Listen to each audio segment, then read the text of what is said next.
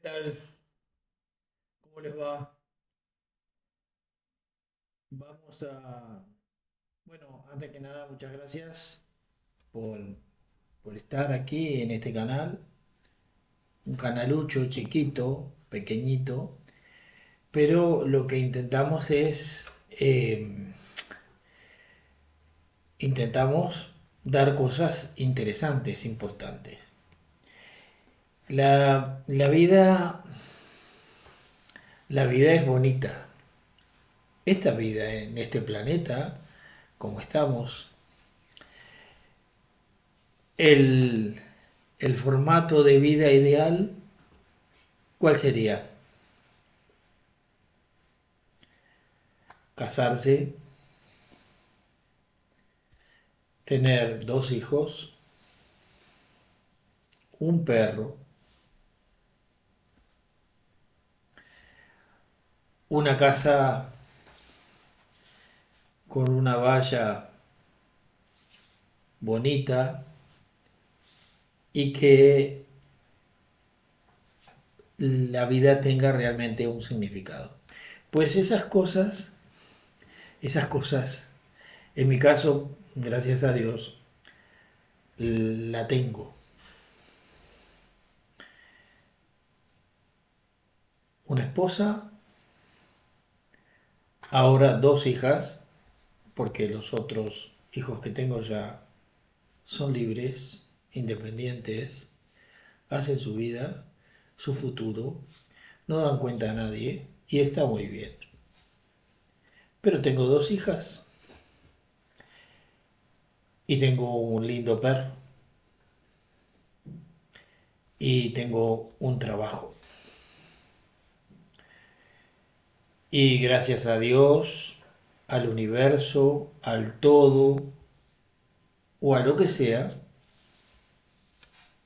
tenemos de momento, vamos a tocar madera, tenemos salud. Y entonces uno se podría preguntar, bueno, entonces, ¿qué más se espera de la vida? Bueno, lo que esperamos de la vida es entender el sentido de la vida y entender cosas. Hay una canción del cuarteto de Nos, un grupo uruguayo que es un grupo filosófico. Hacen unas canciones realmente un con unos significados espectaculares. Este, en una de esas canciones, el cuarteto dice, nadie me preguntó si quería nacer. Entonces, nadie nos preguntó si queríamos nacer. Pero se habla del libre albedrío. Se enseñan las religiones y enseñan sobre el libre albedrío. Pues el libre albedrío realmente las cosas sobre las cuales realmente podemos decidir son pocas. Y hay una canción del Canario Luna, que la cantaba el Canario Luna, un murguista uruguayo, este, que la canción habla de un arlequín, de una especie de payaso, ¿no? Este, y al final de esa canción, el Canario Luna hace un razonamiento y dice, te, te tiran a la cancha sin preguntarte si quieres entrar. Y, y pasas toda la vida tapando agujeros. Y por ahí, si salís bueno, te hacen una zancadilla y te pitan penal. Es que nos tiran a la cancha sin preguntarnos si queremos jugar. Y entonces, obligado tenemos que vivir. Y toda la vida tapando agujeros. Ese tipo de cosas, ese tipo de razonamientos,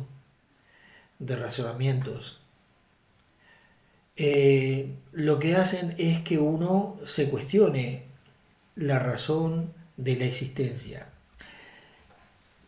Pero hay una cosa que de la nada no surge nada. Y lo que es algo nunca puede dejar de ser algo. Con estos conceptos en mente, con estos cuestionamientos, podemos empezar a preguntarnos algunas cosas. Por ejemplo, cuando Jesús decía, en la casa de mi padre hay muchas moradas, voy y les preparo un lugar para ustedes, que le decía a los discípulos. Si es que Jesús existió y sí que es verdad, y a mí me gustan mucho las enseñanzas de Jesús, eh, pero siempre tenés esa duda, ¿no? Porque los... Ahora hace poquito apareció un documento muy antiguo que habla de algo de la infancia de Jesús, un libro apócrifo, pero que tiene 1000 y pico de años, ¿eh? Y de un milagro que Jesús hizo cuando tenía 5 años. El Islam dice que Jesús, siendo niño, bebé, hizo algunos milagros, pero eso lo dice el Islam. Y el Islam son 720 años después de la supuesta venida o estadía en la carne de Jesucristo. Pero este hecho que dice Jesús, y que en la casa de su padre había muchas moradas y que le iba a preparar una, que él iba a preparar un lugar para ellos. Y después aquello que cuando dice, miren, el reino de Dios en medio de ustedes está, que los testigos de Jehová interpretan que Jesús al decir esto en realidad estaba diciendo de que el rey del reino estaba con ellos ahí, del futuro reino, más traído de los pelos no podía ser. Jesús dijo, el reino de Dios en medio de ustedes está. Y hay, hay ciertos investigadores y personas que hablan sobre el tema de la esencia del ser humano,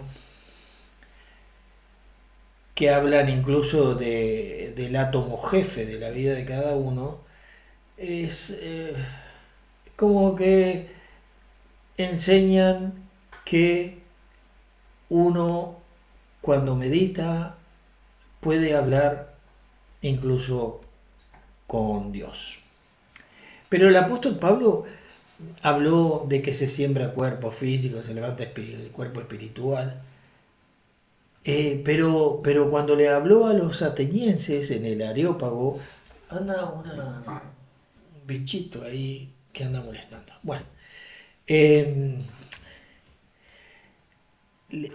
creo que eran Hechos capítulo 17 por el 28 por ahí. Yo no estoy leyendo la Biblia últimamente, no la leo prácticamente, pero me acuerdo, casi 20 años leyendo esa misma cosa. Él le dijo que a los atenienses que Dios no necesita que le sirvan, ni ustedes búsquenlo, ni le sirvan, y que no es atendido por manos, que en medio de Él existimos y nos movemos. Y esto es muy importante, en medio de Él existimos y nos movemos. Entonces, con esta información vamos a comenzar lo que les había prometido de leer ese libro que a mí me impresionó bastante. Y yo quiero leer eh, todo el libro para ustedes. Pero como no lo puedo hacer de un saque, lo vamos a comenzar haciendo de a poco. El tema del universo holográfico, del cerebro humano holográfico, del escritor Michael Talbot. Entonces, ya vamos a empezar. Aquí está Michael Talbot, este muchacho nacido en Michigan, murió en el año 1992, publicó este libro, El universo holográfico, en el año 1991 y en el año 1992 falleció debido a un linfoma, a una leucemia. El libro es científico, está súper referenciado. Al final, cuando terminemos de leerlo, ustedes van a ver la cantidad de referencias que hay. Y ya de entrada nomás vamos a empezar por la introducción. En la película La Guerra de las Galaxias, la aventura de Luke Skywalker empieza cuando surge una luz del robot R2-D2 y proyecta una imagen tridimensional en miniatura de la princesa Leia. Luke contempla embelesado cómo la escultura fantasmal de luz suplica a alguien llamado Obi-Wan Kenobi que acuda en ayuda de la princesa. La imagen es un holograma, una imagen tridimensional realizada con ayuda del láser, y se requiere una magia tecnológica extraordinaria para hacer imágenes como esa. Pero lo más increíble es que algunos científicos están empezando a creer que el universo mismo es una especie de holograma gigante, una ilusión espléndidamente detallada.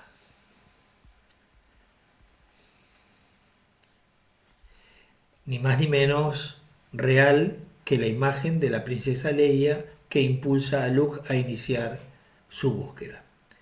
Por decirlo de otra manera, hay indicios que sugieren que nuestro mundo y todo lo que contiene, desde los copos de nieve hasta los arces y desde las estrellas fugaces a los electrones en órbita, también son imágenes fantasmales, solamente proyecciones de un nivel de realidad tan alejado del nuestro, que está literalmente más allá del espacio y del tiempo. Los artífices principales de esta asombrosa idea son dos de los pensadores más eminentes del mundo, David Bohm.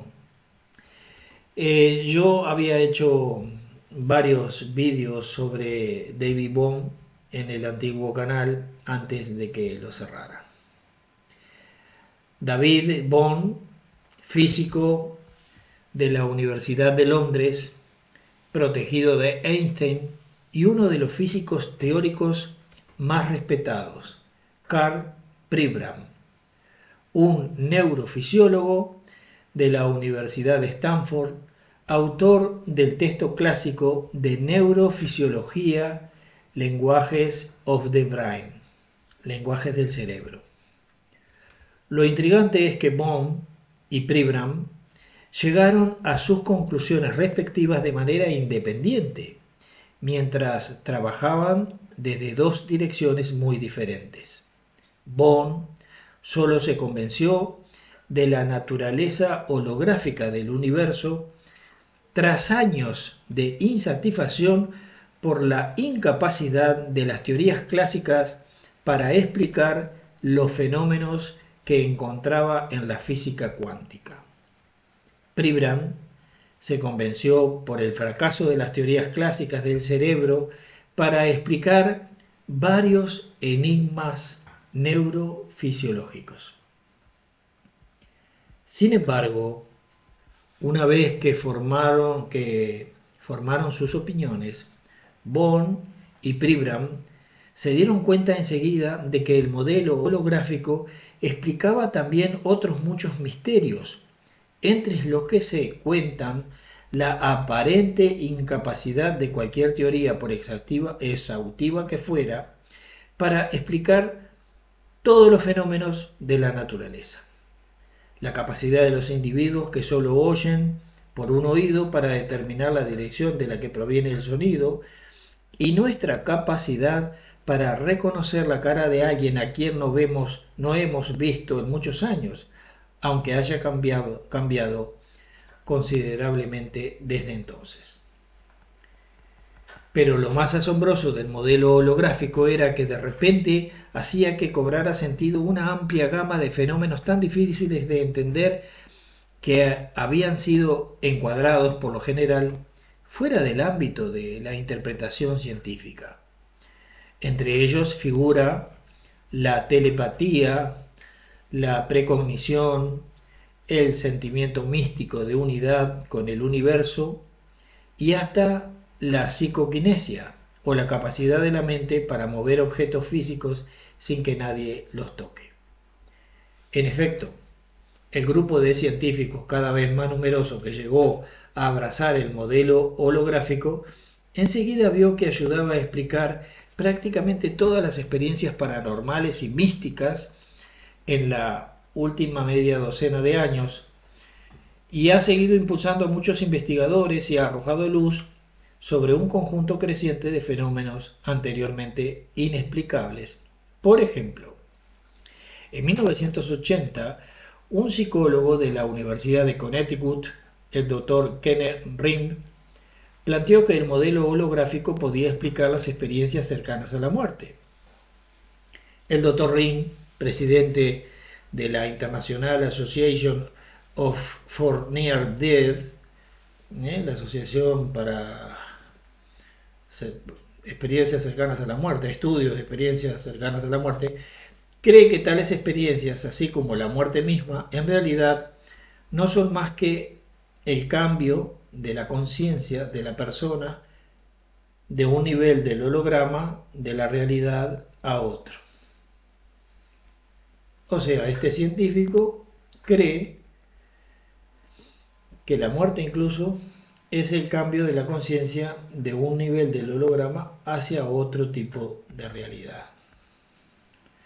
En 1985, el doctor Stanislav Grof, director de investigación psiquiátrica en el Maryland Psychiatric Research Center y profesor colaborador de psiquiatría en la Escuela de Medicina de la Universidad Johns Hopkins, publicó un libro en el que llegaba a la conclusión de que los modelos existentes de neurofisiología cerebral eran inadecuados y que solo el modelo holográfico podía explicar cosas tales como las experiencias arquetípicas.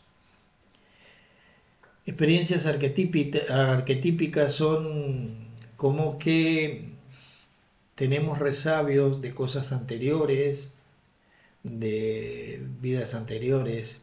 Esas son las experiencias arquetípicas. Los encuentros con el inconsciente colectivo y los fenómenos inusuales que se experimentan en los estados alterados de conciencia. Todo este tipo de cosas a través del libro lo vamos a ir viendo. En la reunión anual de 1987 de la Asociación para el Estudio de los Sueños que se celebró en Washington, D.C., el físico Fred Alan Wolf dio una charla en la que aseguraba que el modelo holográfico explicaba los sueños lúcidos, sueños inusualmente vívidos en los que la persona que los tiene se da cuenta de que está despierta. Wolf cree que esos sueños son en realidad visitas a realidades paralelas y que el modelo holográfico permitirá desarrollar finalmente una física de la conciencia que nos capacitará para empezar a explorar a fondo los niveles de existencia en esas otras dimensiones. En el canal anterior, esto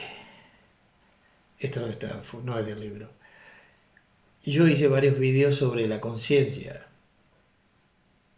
y de cómo incluso los testigos de Jehová trataban de influir en la conciencia humana, incluso en determinado momento, eh, sin leer este libro, ¿no? Porque este libro hace poco que lo descubrí.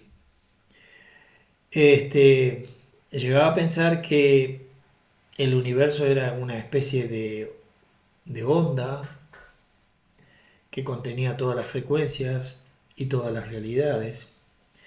Y si alguno se acuerda de aquellos vídeos, también hablábamos de los fotones y de la intervención del observador, y que como que todas las realidades están inmersas en un fotón, y que una de ellas se manifiesta cuando la miramos. Algún vídeo también sobre Jacobo Greenberg y sobre la lactis, de que la lactis es un punto del espacio que contiene toda la información del resto del universo. Todo este tipo de cosas eh, enrama bien con este material.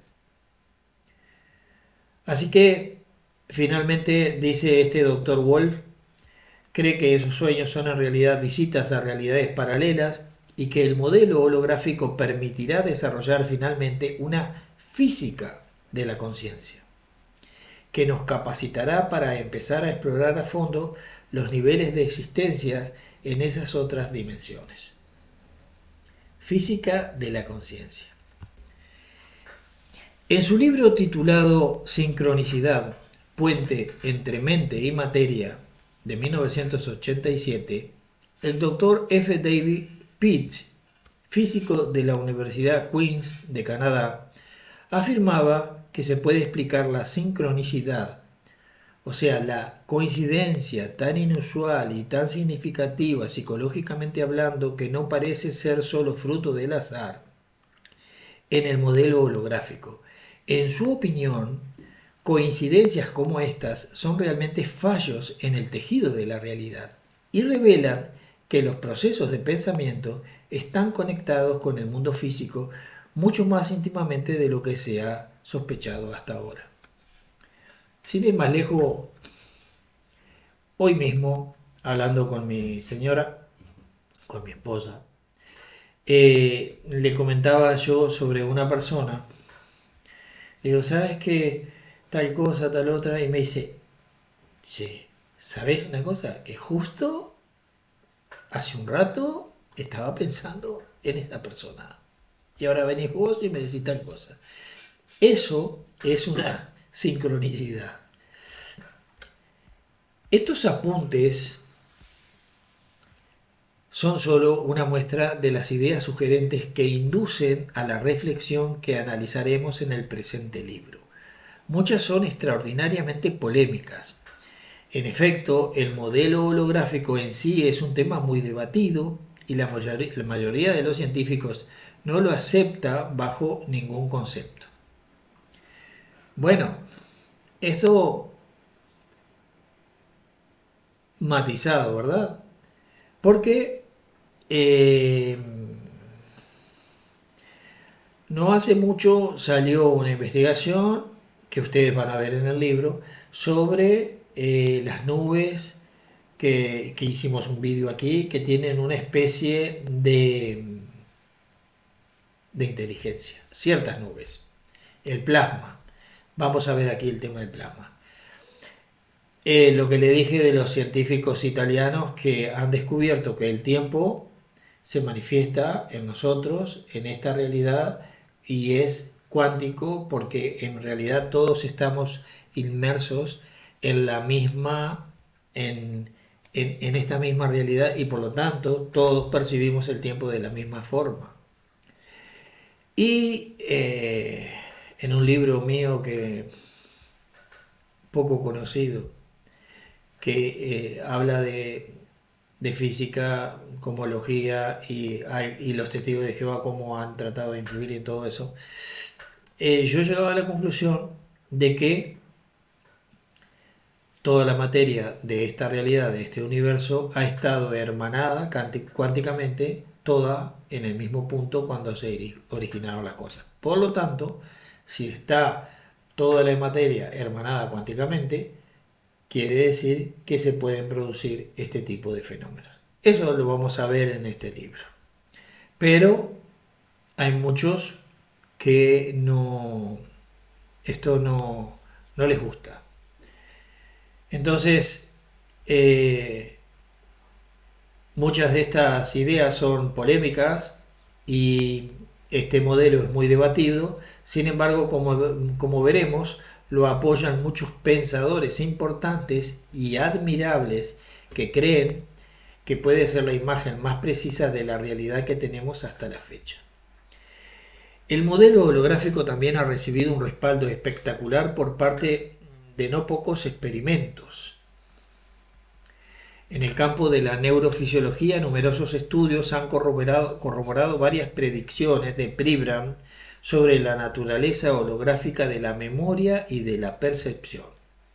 De manera similar, un experimento famoso realizado en el año 1982 por un equipo de investigación dirigido por el físico Alan Aspect del Instituto de Theoretical and Applied Optics de París demostró que la red de partículas subatómicas que compone el universo físico, el verdadero tejido de la propia realidad, posee lo que parece ser una innegable propiedad holográfica. También discutiremos sus conclusiones en este libro. Además de las pruebas experimentales, hay varias cosas que confieren autoridad a la hipótesis holográfica. Quizás los factores más importantes sean el carácter y los logros de los dos hombres que dieron origen a la idea. Al comienzo de sus carreras y antes de que el modelo holográfico fuera siquiera un destello de sus pensamientos, ambos acumularon triunfos que habrían llevado a la mayoría de los investigadores a dormirse en los laureles el resto de sus vidas académicas. En la década de 1940, Pribram hizo un trabajo pionero sobre el sistema límbico, una zona del cerebro que tiene que ver con las emociones y la conducta. Y también se considera un hito la obra de Bohm en el diseño de 1950 sobre la física de los plasmas. Pero más significativo todavía es que ambos se hayan distinguido también de otra manera. Es una manera que rara vez pueden reclamar para sí los hombres y mujeres más brillantes, porque se mide meramente por la inteligencia. Porque no se mide meramente por la inteligencia ni por el talento siquiera. Se mide por el coraje, por la tremenda resolución que supone mantener las propias convicciones incluso frente a una oposición sobrecogedora. Cuando estaba estudiando, Bohm hizo trabajos con Robert Oppenheimer para obtener el doctorado. Después, en 1951, cuando Oppenheimer cayó bajo la peligrosa mirada escrutadora del Comité de Actividades Antiamericanas del senador Joseph McCarthy, llamaron a Bohm para que testificara en su contra y él se negó. A resultas de aquello perdió su trabajo en Princeton y nunca volvió a dar clase en Estados Unidos. Se trasladó en primer lugar a Brasil y después a Londres. Al comienzo de su carrera, Pribram se enfrentó con una prueba de Temple parecida. En 1935, un neurólogo portugués llamado Egas Moniz ideó lo que creía era un tratamiento perfecto para las enfermedades mentales. Descubrió que perforando el cráneo de un individuo con un instrumento quirúrgico y separando la corteza prefrontal del resto del cerebro, podía hacer que los pacientes más problemáticos se volvieran dóciles. Llamó al procedimiento lobotomía prefrontal, el cual, en la década de 1940, se había convertido en una técnica médica tan popular que Moniz recibió el premio Nobel. En los años 50 el procedimiento conservaba su popularidad y, al igual que las escuchas de McCarthy, se convirtió en una herramienta para acabar con las personas indeseables, culturalmente hablando. Su utilización con esa finalidad estaba tan aceptada que el cirujano Walter Freeman, que abogaba abiertamente a favor del procedimiento en Estados Unidos, escribió sin avergonzarse que las lobotomías hacían ciudadanos americanos buenos de los inadaptados de la sociedad, los esquizofrénicos, homosexuales y radicales. Esto se parece a algo que ha sucedido hace muy poco para hacer personas sumisas. En esa época apareció en escena Pribram, pero a diferencia de muchos de sus colegas, él creía que no estaba bien manipular el cerebro de otra persona tan temerariamente. Sus convicciones eran tan profundas que mientras trabajaba como un joven neurocirujano en Jacksonville, Florida, se opuso a los criterios médicos aceptados de la época y se negó a permitir que se realizaran lobotomías en la sala que estaba bajo su supervisión. Posteriormente mantuvo en Yale esa misma postura controvertida y sus opiniones radicales en aquel entonces casi le hicieron perder su trabajo. El compromiso de Bond y Pribram para mantener aquello en lo que creían, sin importarles las consecuencias, es evidente también en lo que se refiere al modelo holográfico. Como veremos, exponer su nada desdeñable reputación apoyando una idea tan polémica no es el camino más fácil que podía haber tomado cada uno de ellos. Tanto el valor como la visión que ambos demostraron en el pasado da importancia nuevamente a la idea holográfica. La idea holográfica no es más y otra cosa que la Matrix. Por último, otro individuo favorable al modelo holográfico es otro indicio, no individuo. Tengo un poco de dislexia, me he dado cuenta últimamente. Por último, otro indicio favorable al modelo holográfico es lo paranormal mismo. No se trata de un asunto menor, porque en las últimas décadas se ha acumulado un extraordinario conjunto de pruebas que sugiere que nuestra interpretación actual de la realidad, la imagen sólida y confortable del mundo de palos y piedras que aprendimos todos en las clases de ciencias del instituto, es una imagen equivocada.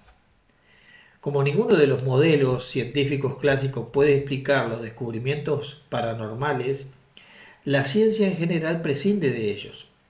No obstante, el volumen de indicios acumulados ha llegado a un punto que hace que la situación sea insostenible.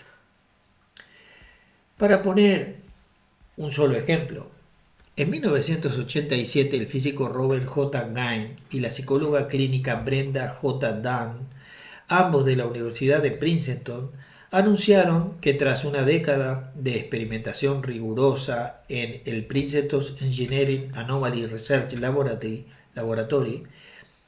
habían acumulado datos inequívocos de que la mente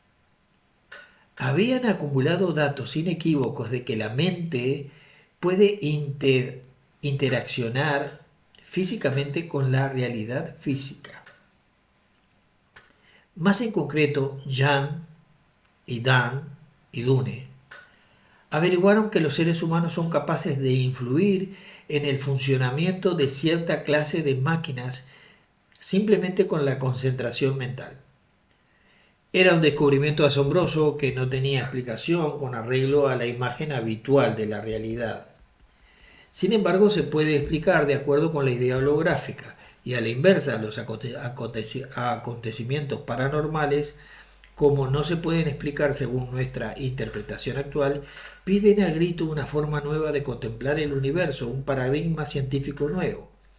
Este libro, además de mostrar cómo puede explicar el modelo holográfico lo paranormal, examinará también cómo los indicios cada vez más numerosos en favor de lo paranormal parecen necesitar a su vez la existencia de dicho modelo. El hecho de que nuestra visión científica actual no puede explicar lo paranormal es solo una de las razones que justifica que siga siendo un tema tan controvertido. Otra de las razones es que muchas veces es muy difícil captar con precisión el funcionamiento psíquico en el laboratorio, lo cual ha llevado a muchos científicos a concluir que por lo tanto no existe. En el presente libro discutiremos también esa dificultad aparente. Una razón todavía más importante es que la ciencia, contrariamente a lo que muchos de nosotros hemos llegado a creer, no está libre de prejuicios. Lo aprendí por primera vez hace unos años cuando pregunté a un conocido físico su opinión sobre un experimento parapsicológico en concreto. El físico, que tenía fama de escéptico en cuanto se refería a los fenómenos paranormales, me miró y con gran autoridad afirmó que los resultados no revelaban pruebas de funcionamiento psíquico alguno, sea cual fuere. Yo no había visto aún los resultados, pero como respetaba la inteligencia del físico y su reputación, acepté su juicio sin cuestionarlo. Posteriormente, cuando examiné los resultados por mí mismo, me quedé pasmado al descubrir que el experimento había arrojado indicios muy sorprendentes de capacidad psíquica. Me di cuenta entonces de que hasta los científicos famosos pueden tener actitudes parciales y puntos flacos. Desgraciadamente es una situación que se da con frecuencia en la investigación de lo paranormal. En un artículo reciente publicado en el American Psychologist, el psicólogo de Yale, Irwin L. Child, examinaba el tratamiento de la comunidad científica establecida que la comunidad científica establecida había dado a una serie muy conocida de experimentos PES en el sueño, llevados a cabo en el Centro Médico Maimónides de Brooklyn, Nueva York. A pesar de que los experimentos habían revelado datos espectaculares en apoyo a los PES, percepción extrasensorial, PES, percepción extrasensorial, Child averiguó que la comunidad científica había prescindido del trabajo casi por completo, y más penoso aún fue el descubrimiento de que el puñado de publicaciones científicas que se habían tomado la molestia de comentar los experimentos habían tergiversado la investigación tan gravemente que su importancia quedó completamente oscurecida. ¿Cómo es posible? Una razón es que la ciencia no es siempre tan objetiva como nos gustaría creer. Miramos a los científicos con cierto temor reverencial y cuando nos dicen algo estamos convencidos de que tiene que ser verdad. Olvidamos que son humanos simplemente y están sujetos a los mismos prejuicios religiosos, filosóficos y culturales que el resto de nosotros. Es una pena porque, como pondrá de manifiesto el libro, hay una gran cantidad de indicios que demuestran que el universo abarca bastante más de lo que permite nuestra cosmovisión actual. Ahora bien, ¿por qué la ciencia opone tanta resistencia a lo paranormal en particular? Esta cuestión es más difícil. Según el doctor Bernie S. Siegel, cirujano de Yale y autor del libro Éxito de ventas, Amor, Medicina Milagrosa, al comentar la resistencia que encontraron sus opiniones poco ortodoxas sobre la salud, se debe a que la gente es adicta a sus creencias. Se debe a que la gente es adicta a sus creencias. En su opinión, por eso hay personas que se comportan como los adictos cuando intentas cambiar sus creencias. Parece que la observación de Siegel encierra una gran verdad, que tal vez es ese el motivo de que muchas de las revelaciones y los avances más importantes de la civilización fueron recibidos en un principio con un rechazo apasionado. Somos adictos a nuestras creencias y actuamos como adictos cuando alguien intenta arrancarnos el opio poderoso de nuestros dogmas. Y como la ciencia occidental ha dedicado varios siglos a no creer en lo paranormal, no va a renunciar a su adicción a la ligera. Soy un hombre afortunado. Siempre he sabido que en el mundo había algo más que lo que se acepta generalmente. Crecí en una familia de psíquicos y desde una temprana edad, esto es el autor, no yo, desde una temprana edad experimenté de primera mano muchos de los fenómenos de los que hablaremos en el libro. En alguna ocasión relataré unas cuantas experiencias propias, cuando sea pertinente en relación con el tema que esté tratando, aunque solo pueden contemplarse como pruebas anecdóticas. A mí me han proporcionado una prueba totalmente convincente de que vivimos en un universo que solo acabamos de empezar a comprender, pero las incluyo por la información que ofrecen. Finalmente, teniendo en cuenta que el concepto holográfico todavía es una idea en ciernes y un mosaico de muchas opiniones e indicios distintos, algunos han arguido que no debería ser llamado modelo o teoría hasta que los divergentes puntos de vista se integren en un todo unificado. Como consecuencia, algunos investigadores se refieren a esos pensamientos como el paradigma holográfico. Otros prefieren llamarlo analogía holográfica, metáfora holográfica, etc. En este libro he empleado todas esas expresiones en aras de la diversidad, además del modelo holográfico y teoría holográfica. Sin embargo, por eso no pretendo dar a entender que la idea holográfica haya adquirido la categoría de modelo o teoría en el sentido estricto del término. Es honesto el hombre.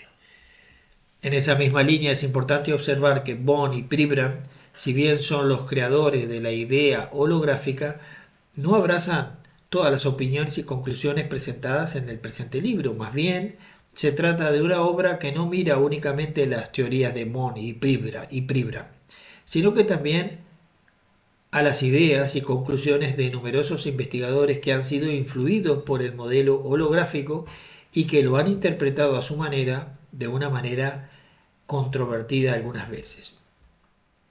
A lo largo del libro trato asimismo varias ideas de la física cuántica, la rama de la física que estudia las partículas subatómicas, electrones, protones, etc.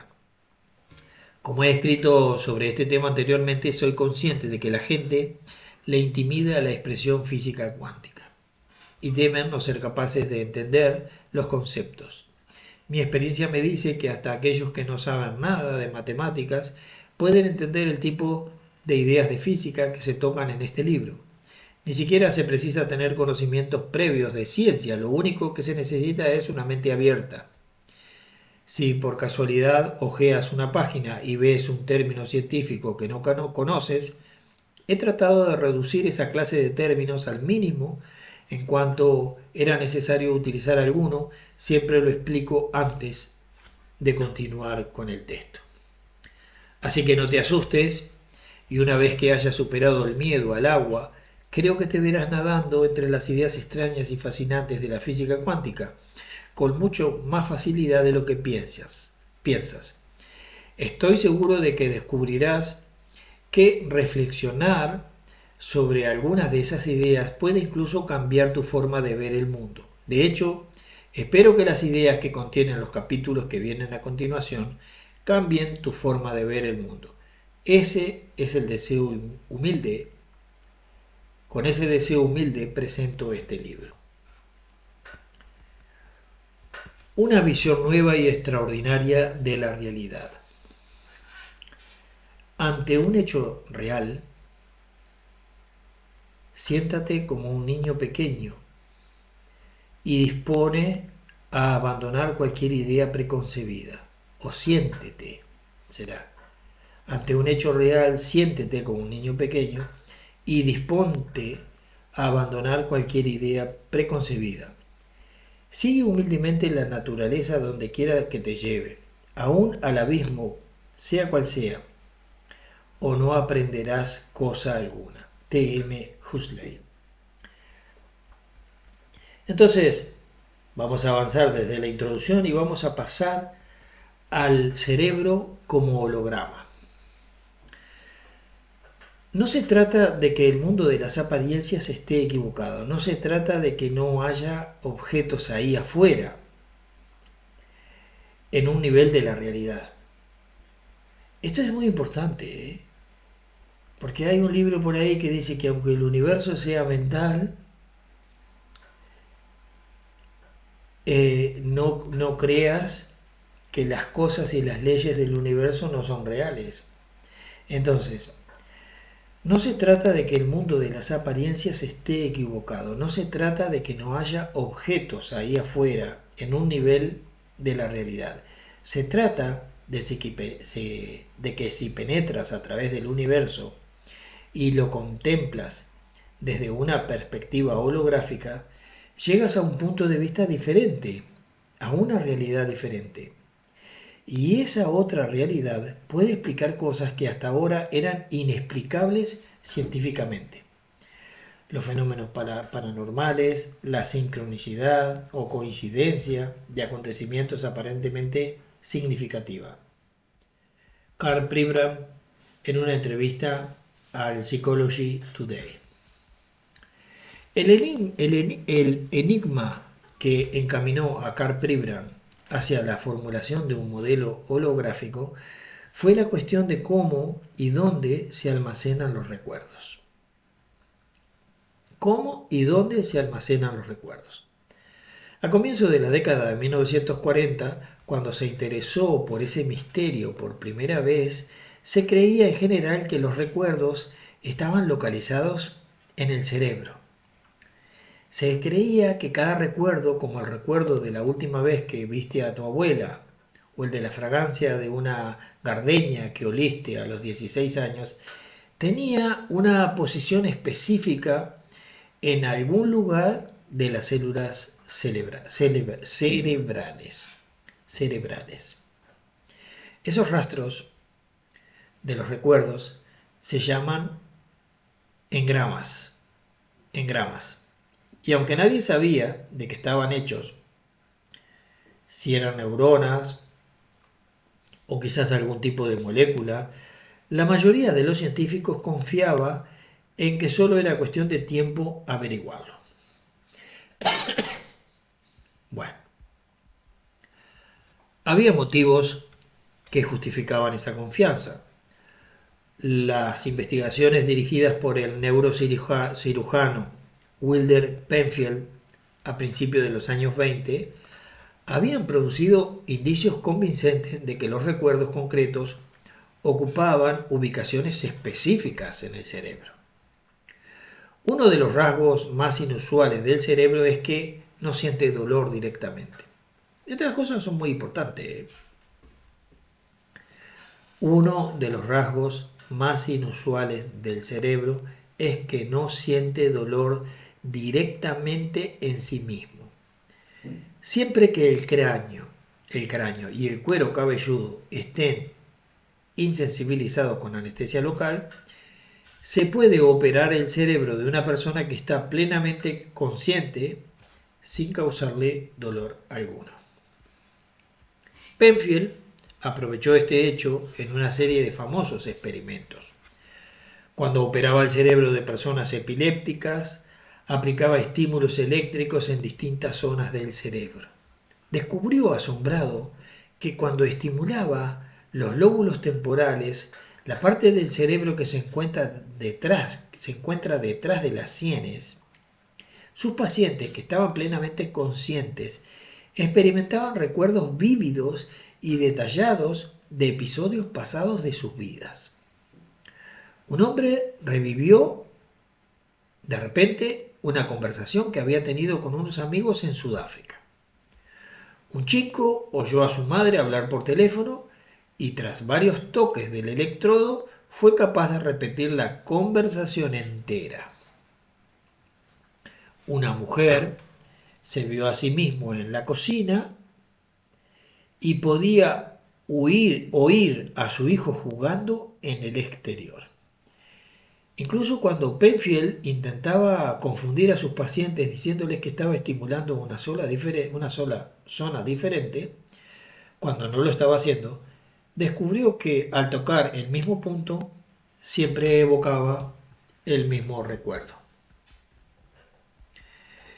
En su libro El misterio de la mente, publicado en 1975, poco después de su muerte, escribió: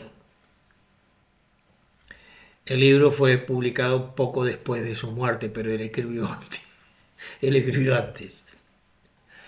Enseguida fue evidente que no eran sueños, eran activaciones eléctricas del registro secuencial de la conciencia, un registro que se había ido formando durante la experiencia anterior del paciente.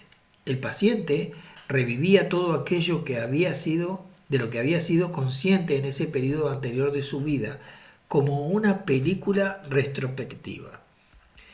Si ustedes ven aquí hay numeritos y esos son las referencias que están puestas, las fuentes están puestas al final del libro. De sus investigaciones, Penfield dedujo que todo lo que hemos experimentado alguna vez queda registrado en el cerebro. Desde la cara de cada una de las personas desconocidas que hemos vislumbrado en la multitud, hasta las telas de araña que mirábamos fijamente de niños. Pensaba que era ese el motivo de que siguieran surgiendo en nuestro muestreo tantos recuerdos de acontecimientos insignificantes. Si la memoria constituye un registro completo de todas las experiencias diarias, incluso de las más tribales, era razonable suponer que una incursión al azar en una crónica de acontecimientos tan masiva había de producir una gran cantidad de información insignificante. Pribram no tenía motivos para dudar de que la teoría de los engramas de Penfield, mientras era un joven neurocirujano residente, no tenía motivos para dudar. Pero luego ocurrió algo que iba a cambiar para siempre su forma de pensar. En 1946 fue a trabajar con el gran neurofisiólogo Carl Lashley en el Yerkes Laboratory of Primate Biology, sito entonces en Orange Park, Florida. Durante más de 30 años, Lashley había estado inmerso en una búsqueda incesante de los complicados mecanismos causantes de la memoria, y Pribram pudo comprobar de primera mano los frutos de su trabajo. Y se quedó perplejo al descubrir, no ya que Lashley no había conseguido encontrar pruebas de engramas, sino que parecía además que sus investigaciones dejaban en el aire los descubrimientos de Penfield. Lo que había hecho Lashley era administrar a ratas en varias tareas, adiestrar a ratas en varias tareas, como recorrer un laberinto, por ejemplo. Después les eliminaba quirúrgicamente varios trozos del cerebro y volvía a someterlas a prueba. Su propósito era extirpar literalmente la zona del cerebro que contenía el recuerdo de la habilidad para recorrer el laberinto. Descubrió sorprendido que no conseguía erradicarlo. Estirpase lo que estirpase, a menudo resultaba perjudicada la capacidad motriz de la rata, que se movían a trompicones por el laberinto, pero sus recuerdos seguían pertinazmente intactos, incluso cuando les habían quitado trozos enormes de cerebro. Para Pribram, aquellos descubrimientos eran increíbles. Si los recuerdos ocupan posiciones específicas en el cerebro del mismo modo que los libros ocupan posiciones específicas en los estantes de una biblioteca, ¿por qué no les afectaban los saqueos quirúrgicos de Lashley? Para Pribram la única respuesta parecía ser que los recuerdos no están ubicados en sitios específicos del cerebro, sino que están extendidos o distribuidos de algún modo por todo el cerebro. El problema era que no conocía el mecanismo o proceso alguno que pudieran explicar ese estado de cosas. Lashley tenía más duda todavía. Poco después escribió: A veces, cuando repaso los datos sobre la localización de los recuerdos, me parece que la conclusión inevitable es que no es posible aprender en absoluto sencillamente. No es posible aprender en absoluto sencillamente. Sin embargo, y a pesar de esos datos en contras, a veces ocurre. En 1948 ofrecieron a Pribram un puesto en YAL, pero antes de marcharse ayudó a Lashley a poner en limpio su investigación monumental de 30 años. Y acá viene un gran avance.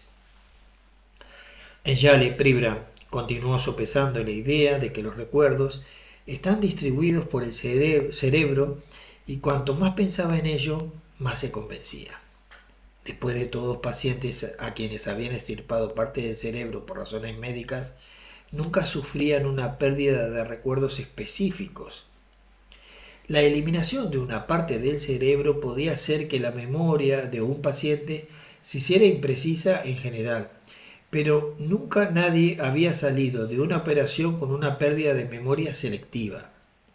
De manera similar, personas que habían sufrido heridas en la cabeza en colisiones de tráficos y en otros accidentes, nunca olvidaban a la mitad de su familia, ni a la mitad de una novela que hubieran leído, ni siquiera la eliminación de una parte del lóbulo temporal, la zona del cerebro que había desempeñado un papel tan importante en la investigación de Penfield, creaba un vacío en los recuerdos de una persona. Las ideas de Pribram se hicieron más firmes al no conseguir, ni él ni otros, duplicar los hallazgos de Penfield, estimulando el cerebro de personas que no fueran epilépticas. Ni siquiera el propio Penfield conseguía repetir sus resultados en pacientes no epilépticos. A pesar de que había cada vez más indicios de que los recuerdos se encontraban distribuidos, Pribram seguía sin saber cómo podía ser el cerebro semejante proeza, mágica en apariencia. Entonces, a mediados de la década de 1960, leyó un artículo en Scientific American sobre la construcción de un holograma. Y fue como un rayo para él. El concepto de la holografía no solo le pareció deslumbrante, sino que además ofrecía la solución al misterio con el que había estado luchando. Para comprender el entusiasmo de Pribram hay que entender un poco más acerca de los hologramas. Una de las cosas que hace posible la holografía es un fenómeno llamado interferencia. La interferencia es un patrón de entrecruzamiento que se produce cuando se cruzan entre sí dos o más ondas, como las ondas del agua. Por ejemplo, si se tira una piedrecita en un estanque, se produce una serie de ondas concéntricas que se extienden hacia el exterior. Si se tiran dos piedras a un estanque, se obtienen dos juegos de ondas que se extienden y pasan una a través de las otras. La organización compleja de crestas y senos que resulta de dichas colisiones se conoce como patrón de interferencia. Cualquier fenómeno de onda similar puede crear un patrón de interferencia, como las ondas lumínicas y las ondas de radio. La luz láser es especialmente buena para crear patrones de interferencia, pues es una forma de luz extraordinariamente pura y coherente. Proporciona en esencia la piedra perfecta y el estanque perfecto. Por consiguiente, los hologramas, tal y como los conocemos hoy, no fueron posibles hasta que se inventó el láser. Un holograma se produce cuando un rayo láser se divide en dos rayos distintos. El primero de ellos se hace rebotar contra el objeto que va a ser fotografiado. Y luego se permite que el segundo rayo choque con la luz reflejada del primero. Un holograma se produce cuando un rayo láser se divide en dos rayos distintos. El primero se hace rebotar en el objeto que va a ser fotografiado. Luego se permite que el segundo rayo choque con la luz reflejada del primero. Cuando ocurre la colisión, se crea un patrón de interferencia que se graba después en una placa. Básicamente eso es un holograma. Aquí hay un esquema. Bien. A simple vista, la imagen de la película no se parece en absoluto al objeto fotografiado. De hecho, guarda un cierto parecido con los anillos concéntricos que se forman cuando se lanza un puñado de piedrecita a un estanque. Pero en cuanto se proyecta otro rayo láser a través de la película, o en algunos casos simplemente una fuente de luz brillante, reaparece una imagen tridimensional del objeto original. La tridimensionalidad de esas imágenes es a menudo misteriosamente convincente. En efecto, podemos andar alrededor de una proyección holográfica y verla desde diferentes ángulos, como haríamos con un objeto real. No obstante, cuando alargamos la mano intentando tocarla, descubrimos que atravesamos la imagen con la mano y que no hay nada en realidad.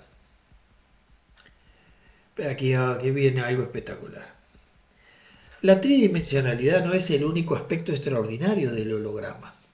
Si cortamos por la mitad el trozo de película holográfica que contiene la imagen de una manzana, por ejemplo, y lo iluminamos con láser, descubriremos que cada mitad contiene la imagen entera de la manzana. Y si dividimos ambas mitades una vez más, y otra, sigue siendo posible reconstruir la manzana entera en cada trocito de película. Aunque las imágenes se vuelvan más borrosas a medida que los trozos se van haciendo más pequeños. A diferencia de lo que ocurre en las fotografías normales, cada pequeño fragmento de película holográfica contiene toda la información grabada. Importante quedarse con esa idea. Esa fue precisamente la característica que entusiasmó a Pribram, porque por fin ofrecía una vía para entender cómo estaban distribuidos los recuerdos en el cerebro. En lugar de ocupar una posición concreta en el mismo, si cada parte de la placa holográfica podía contener toda la información necesaria para crear la imagen completa, entonces debería ser igualmente posible que cada parte del cerebro tuviera toda la información necesaria para recordar un recuerdo completo.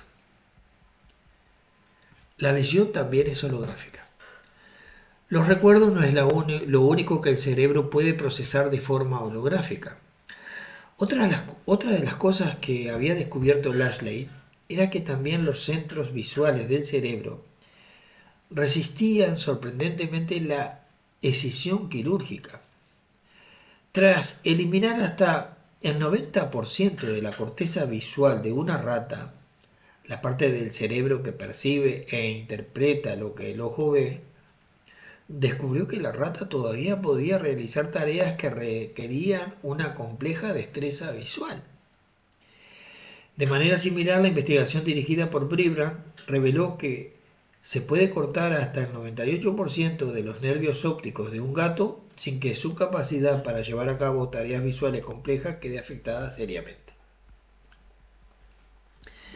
Tal situación equivalía a creer que los espectadores de un cine podían seguir disfrutando de la película aun cuando faltara el 90% de la misma, una vez más sus experimentos se oponían seriamente al entendimiento habitual del funcionamiento de la visión. De acuerdo con la teoría más novedosa de entonces, había una correspondencia de 1 a 1 entre la imagen que el ojo ve y la forma en que esa imagen se representa en el cerebro.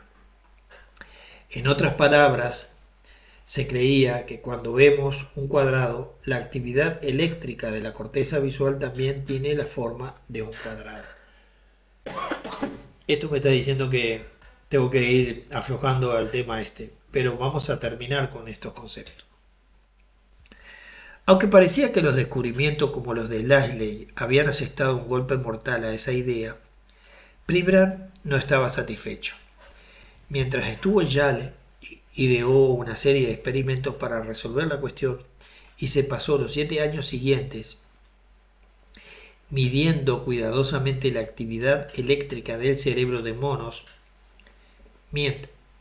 mientras realizaban o llevaban a cabo diversos ejercicios visuales.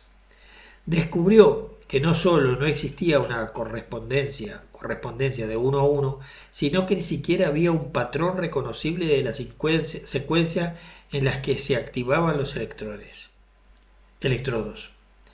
Escribió sobre sus hallazgos. Estos resultados experimentales son incompatibles con la opinión de que sobre la superficie cortical se proyecta una imagen semejante a una imagen fotográfica. La imagen que se proyecta no es una imagen fotográfica, es holográfica. Por otra parte, la resistencia que mostraban la corteza visual con respecto a la escisión quirúrgica indicaba que la visión también estaba distribuida por el cerebro, al igual que la memoria. Cuando Pribram supo de la existencia de la holografía, empezó a preguntarse si la visión no sería asimismo holográfica. Lo cierto era que la propiedad del holograma, de que el todo está en cada una de las partes,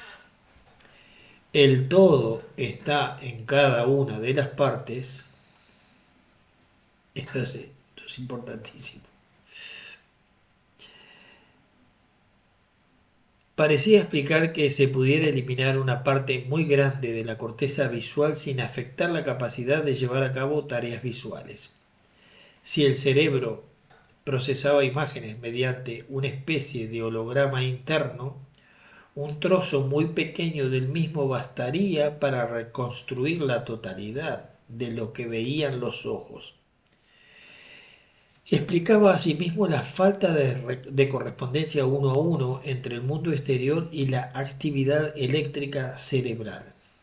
Además, si el cerebro utilizaba principios holográficos para procesar la información visual, no existía una correspondencia de uno a uno entre la actividad eléctrica y las imágenes vistas, como tampoco la había entre el remolineo carente de significado que forman los patrones de interferencia sobre una placa holográfica y la imagen codificada de la misma. Lo único que quedaba por saber era qué tipo de fenómeno ondulatorio podía ser utilizado por el cerebro, podía estar utilizando el cerebro para crear hologramas internos. En cuanto Pribram consideró la cuestión, se le ocurrió una posible respuesta. Se sabía que las comunicaciones eléctricas que tienen lugar entre las células nerviosas del cerebro o neuronas no ocurren solas. Las neuronas son pequeños árboles con ramas. Cuando un mensaje eléctrico llega al final de una de estas ramas, se irradia hacia afuera como las ondas de un estanque. La concentración de neuronas es tan densa que las ondas eléctricas, igualmente un fenómeno ondulatorio en apariencia, al expandirse, se entrecruzan y constantemente unas con otras. Cuando Pribram lo recordó o comprendió con toda seguridad, las ondas eléctricas creaban una colección caleidoscópica y casi infinita de patrones de interferencia, y que estos a su vez podrían ser los que conferiría al cerebro sus propiedades holográficas. El holograma había estado allí todo el tiempo, en el carácter de frente de onda de la conexión de las células del cerebro, observó Pribram. Solo que no habíamos tenido el ingenio suficiente para darnos cuenta. Otros enigmas resueltos con el modelo holográfico del cerebro. Pribram publicó su primer artículo sobre la posible naturaleza holográfica del cerebro en 1966 y continuó desarrollando y puliendo sus ideas durante varios años.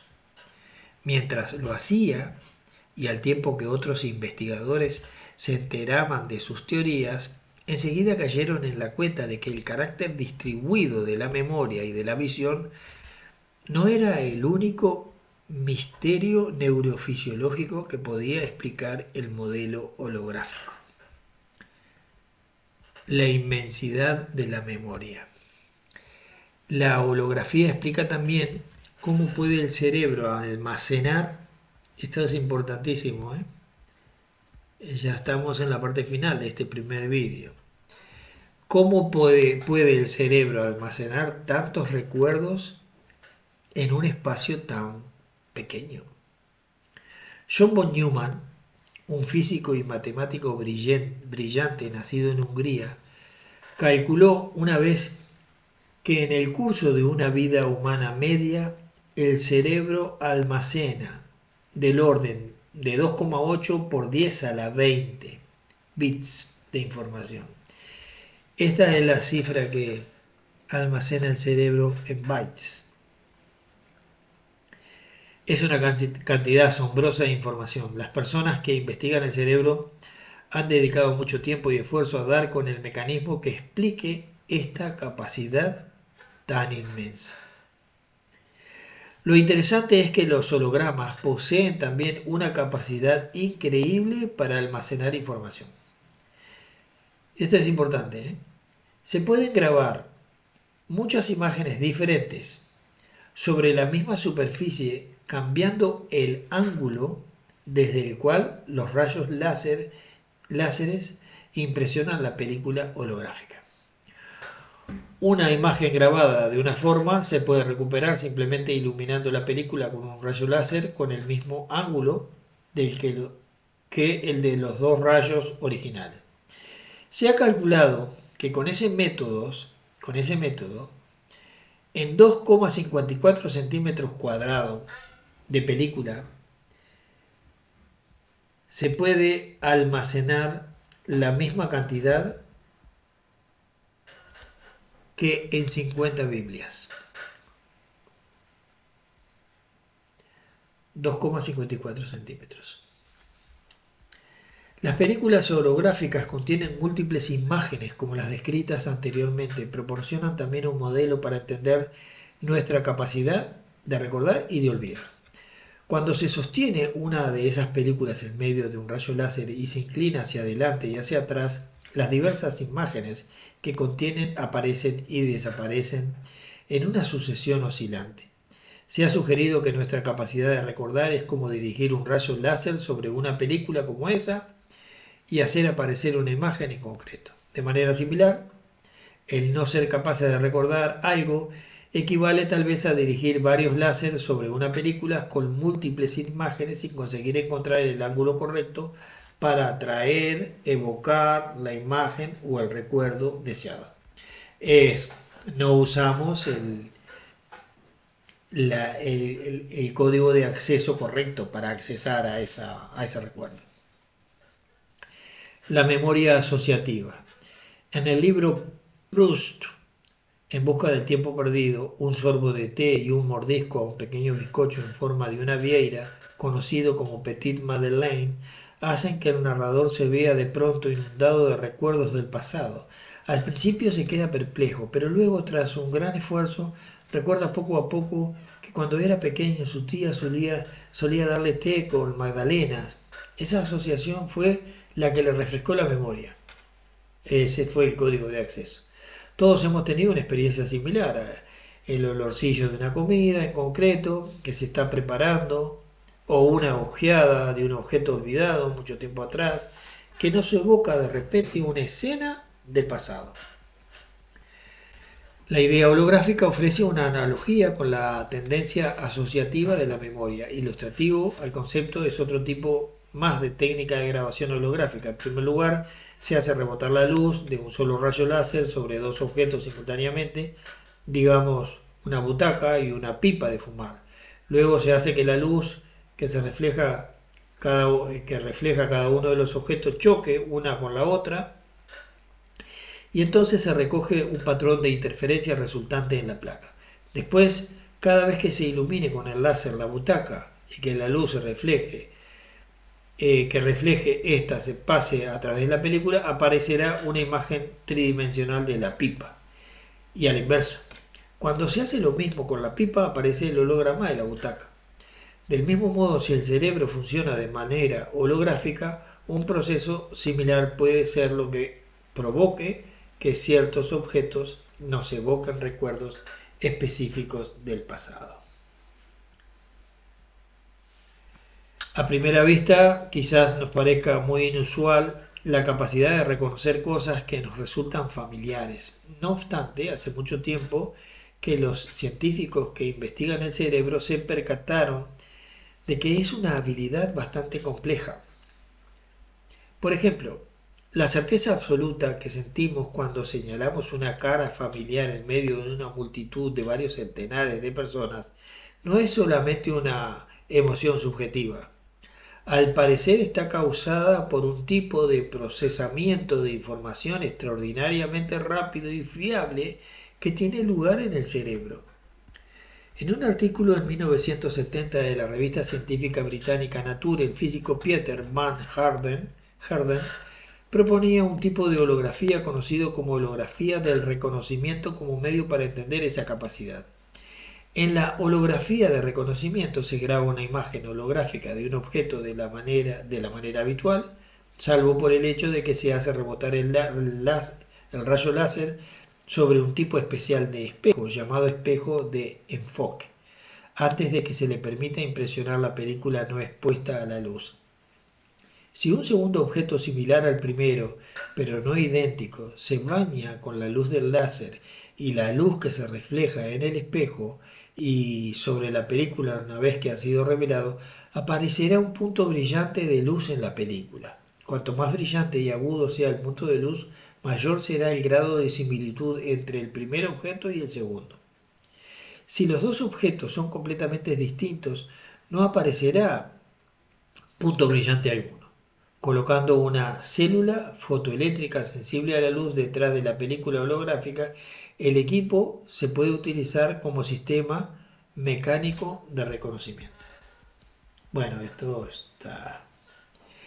Una técnica similar conocida como holografía de interferencia permite explicar también cómo podemos reconocer tanto los rasgos familiares como los no familiares de una imagen, como por ejemplo la cara de alguien que hace muchos años que no vemos. La técnica consiste en mirar un objeto a través de una película holográfica que contiene una imagen. Una vez hecho esto, cualquier rasgo del objeto que haya cambiado desde que se grabó la imagen originalmente reflejará la luz de manera diferente. Mirando a través de la película se percibe al instante lo que ha cambiado en el objeto y lo que permanece igual. La técnica es tan sensible que aparece inmediatamente hasta la presión de un dedo sobre un bloque de granito. Se ha descubierto que el proceso tiene aplicaciones prácticas en la industria de pruebas de materiales. Esto ahora ya está súper adelantado. La inteligencia artificial está haciendo este tipo de cosas. Estamos hablando de la década del 70. Memoria fotográfica. En 1972, Daniel Pollen y Michael Taxbar, científicos de la Universidad de Harvard que investigaban la visión, sugirieron que la teoría del cerebro holográfico podía explicar por qué algunas personas poseen memoria fotográfica, conocida también como memoria eidética. Las personas con memoria fotográfica pasan un momento visualizando la escena que desean memorizar. Cuando quieren ver la escena, esto para pasapalabra está buenísimo. Cuando quieren ver la escena otra vez, proyectan una imagen mental de la misma, bien con los ojos cerrados, bien mirando una pared lisa o una pantalla en blanco. Al estudiar a una de esas personas, una profesora de arte de Harvard llamada Elizabeth Pollen y Trachtenberg, descubrieron que las imágenes mentales que proyectaba eran tan reales para ella que cuando leyó la imagen de una página de Fausto de Goethe, sus ojos se movían como si estuviera leyendo una página real. Al notar que la imagen almacenada en un fragmento de película holográfica se vuelve tan borrosa a medida que dicho fragmento se hace más pequeña, Pollen y Trachtenberg sugieren que quizás esos individuos tienen recuerdos más vívidos porque de alguna manera tienen acceso a zonas muy grandes del holograma de la memoria. Y a la inversa, tal vez la mayoría de nosotros tenemos recuerdos mucho menos vívidos porque nuestro acceso es limitado a zonas más pequeñas del holograma de la memoria. Transferencia de habilidades aprendidas. Pribram cree que el modelo holográfico también arroja luz sobre la capacidad para transferir habilidades aprendidas desde una parte de nuestro cuerpo a otra. Mientras estás leyendo este libro, tómate un momento, mientras estás escuchando, y escribe tu nombre en el aire con el codo izquierdo. Quizás descubra que es relativamente fácil de hacer y sin embargo es muy probable que no los hayas hecho nunca. A pesar de que no te parezca una habilidad sorprendente, sí es un tanto enigmática, ya que, según la visión clásica, varias zonas del cerebro, como la que controla los movimientos del codo, están determinadas genéticamente o son capaces de realizar tareas únicamente cuando el aprendizaje repetitivo se ha hecho que se establezcan las conexiones neuronales apropiadas entre las células cerebrales. Pribram señala que el misterio tendría una solución fácil si el cerebro convirtiera todos los recuerdos, incluidos los recuerdos de habilidades aprendidas, como escribir, en un lenguaje de forma de onda susceptibles de interferir unas con otras. Un cerebro semejante sería mucho más flexible y podría traducir la información almacenada con la misma facilidad que un pianista experimentado traslada una canción de una escala musical a otra. Esa misma flexibilidad puede explicar por qué somos capaces de reconocer una cara familiar con independencia del ángulo desde el que la vemos. El cerebro, una vez que ha memorizado una cara, u otro objeto o escena cualquiera, y la ha traducido a un lenguaje de formas de onda, puede tumbar el holograma interno, como quien dice, y examinarlo desde la perspectiva que quiera. Esta es muy importante, la sensación del miembro fantasma, los que le han amputado, que sienten dolor, o sienten como que tienen el miembro y ese miembro ya no está.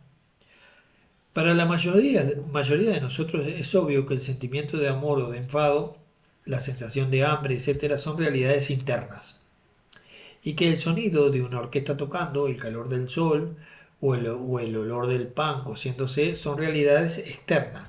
Ahora bien, lo que no está tan claro es cómo nos permite el cerebro distinguir entre los dos. Por ejemplo, según Pribram, cuando miramos a una persona, su imagen está realmente sobre la superficie de nuestra retina y no obstante no la percibimos como si la tuviéramos en la retina.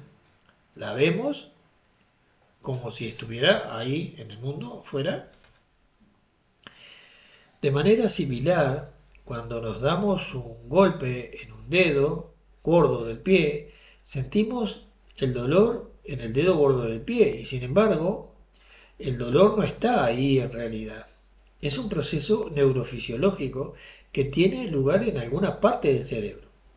Entonces, ¿cómo puede el cerebro tomar los numerosos procesos neurofisiológicos que manifiesta como una experiencia, que son procesos internos todos ellos, y hacernos creer, engañosamente,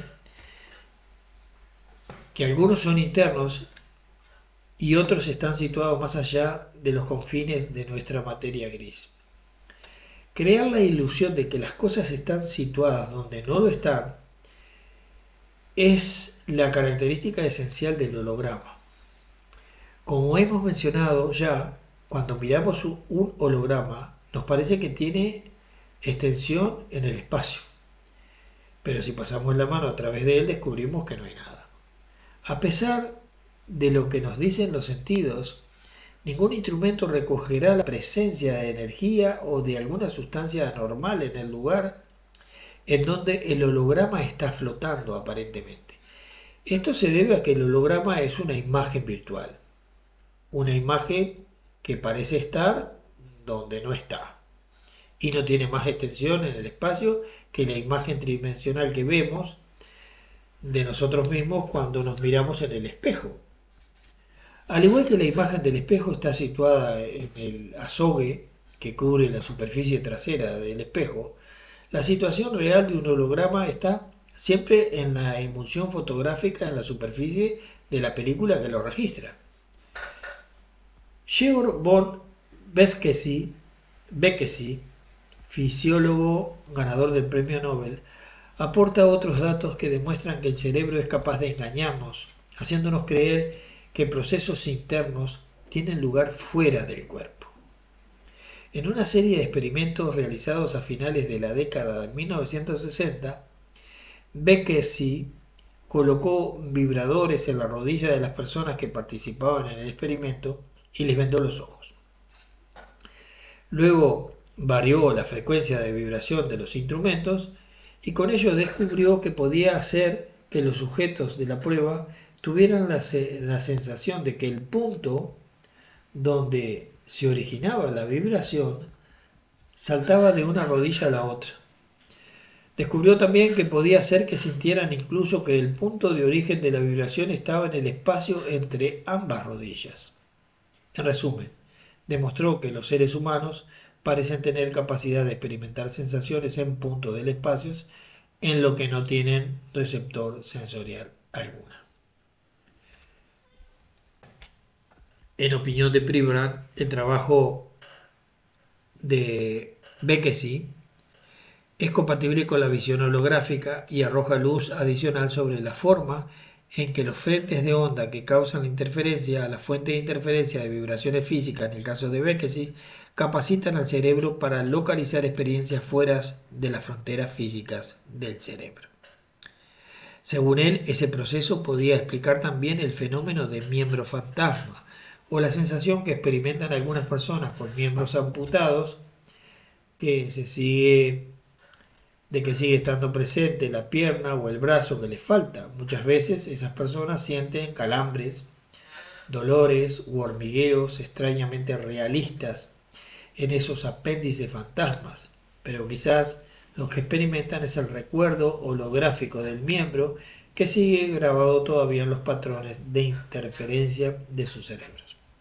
Bueno, la garganta ya no me da más, así que vamos a dejar en el apoyo experimental para el cerebro humano. Este libro es muy importante. Cuenta cosas. Todavía no está la parte entretenida del libro, pero si lo queremos agarrar la cosa como tiene que ser, esta información hay que tenerla. Por eso es un poco tediosa, pero es importante conocerla. Más adelante, este libro se vuelve sumamente interesante, pero sumamente interesante, que te pica seguir leyendo. Son 9 capítulos y son larguísimos. Apoyo experimental para el cerebro holográfico, los que nos queda, el lenguaje matemático del holograma,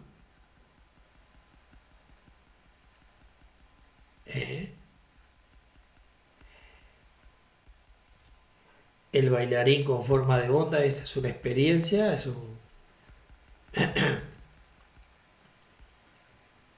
y la reacción de la comunidad científica. El próximo lo haremos corto hasta terminar acá, cuando Pribram se encuentra con Von, qué es lo que hacen, y lo interesante va a empezar el cosmos como holograma.